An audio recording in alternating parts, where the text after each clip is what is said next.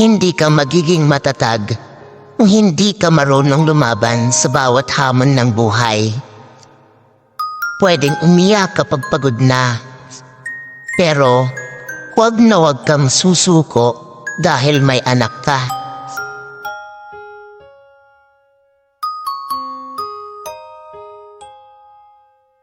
Kung ayaw nila sa'yo, di wag.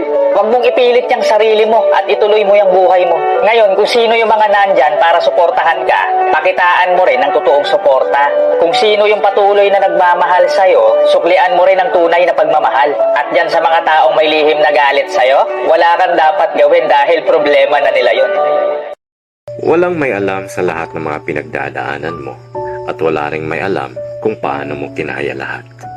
Basta sa tuwing napapagod ka, tandaan mong may mga kamay na handang bumuhat sa'yo pag hindi mo na kaya. Remember, God is always with you. Sasamahan ka niya sa lahat ng oras. Ang bilis talaga ng panahon. Ilang araw na lang, December na naman. Pasko na ulit. Malapit ang matapos ang taon. Panibagong yugto na naman ang kakaharapin. Pero bago yan, hangad kong magpasalamat sa lahat ng mga taong naging parte ng buhay ko sa taong ito.